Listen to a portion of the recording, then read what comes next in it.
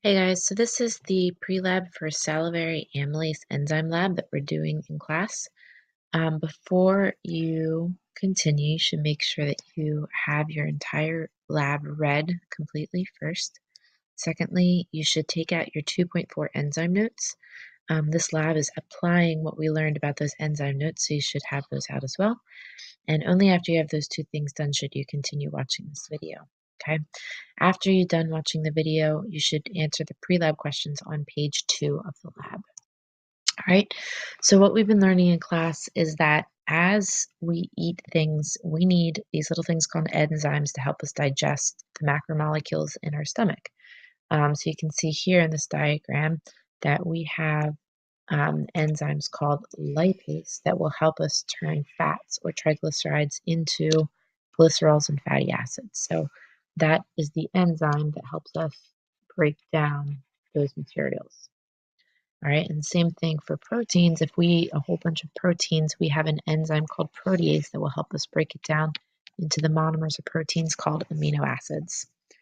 And then, of course, what we're going to be looking at is when we eat a large macromolecule called starch, our spit or saliva has an enzyme called amylase that will break that starch down into sugars or glucose molecules.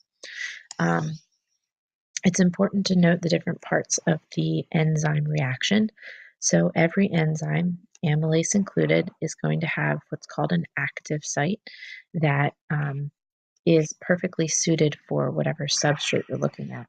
So there's always a couple different parts of an enzyme reaction. There's the substrate, the enzyme itself, and then the products that are released by that reaction. And you can see that in this diagram, this substrate looks like it fits directly into the active site of that enzyme. And in this particular example, we can see that the substrate comes in as one larger molecule, and then we end up breaking it down into two products. So this would be an example of hydrolysis reaction because we're breaking things down from a larger molecule to a smaller molecule. All right, this diagram shows us another example of an enzyme. This one is one that you might have heard of in class. I've talked about. It's called sucrase. And you should be noticing that all enzymes end in that ASE ending. Here is the enzyme with its active site. Here is the disaccharide that's going to fit perfectly into the active site here. As soon as it lands into this enzyme here, it's going to break the bond between the disaccharide, this bond right here, and then it's going to release the products of fructose and glucose. You can see after this, the enzyme restores its original shape, and actually this can go through that same reaction again and again. So enzymes are always recycled and reused. Okay? Now, let's start talking about what we're going to be doing in this lab. In this lab, we're going to be investigating this large macromolecule called starch. And we've worked with starch already. It's a polysaccharide that's found in plants to store energy. And we're going to be looking at a chemical reaction where starch is broken down into its monomers, which is glucose. And we are well familiar with that. Now, in this chemical reaction, we have our reactants that are going to yield our products. So in this case, our reactant is starch and our product is glucose. Now this reaction will happen all by itself naturally in our body, but it takes a long time to take place. So what happens is we have a salivary gland that will secrete an enzyme called amylase, right? And this amylase enzyme is what we are essentially discussing in the lab that we're going to be doing. So this enzyme is going to speed up the reaction. that we just showed you up here. So naturally, starch would break down into glucose, but amylase is just going to speed it up, and that's why it's good for our body. So let's take a look at how that actually works.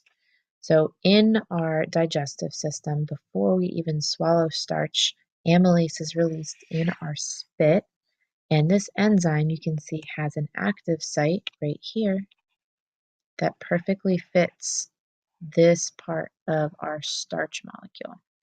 So what happens is we release a bunch of these amylase in our spit. The enzyme will fly and dock into the starch molecule. And at that exact same moment, the bond between those two glucose molecules will break, right? And a product of just glucose will be released. Amylase will then let go of that product and it can be recycled somewhere else. So amylase might then dock right here. It will break the bond between these two glucose molecules and it will release another product. Okay, so amylase could also be used on this side of the reaction. So we could break these bonds and release this glucose molecule. Okay, so what we're going to be measuring is we're going to be setting up 6 test tubes. And remember, in the very beginning of the year, we talked about the importance of having a controlled experiment.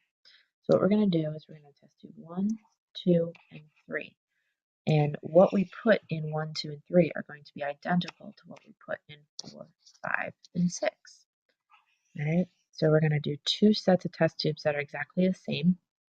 And on the first 3, we're going to test them with the iodine test for starch. All right, and iodine is an indicator for starch. And the last 3, we're going to test them with Benedict's solution. And if you remember, Benedict's is the test for monosaccharides.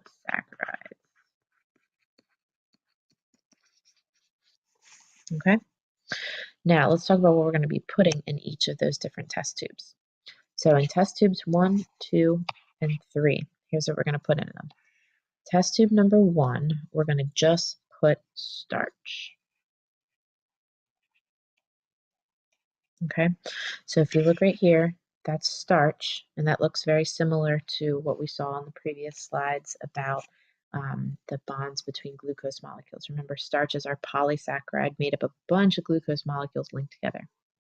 Test tube number 2, we're going to be putting the enzyme. So we're just going to put amylase. Okay, now if you think about it, what we've put in here is that this is our substrate. So that's going to come into our reaction, but we don't have an enzyme in test tube 1.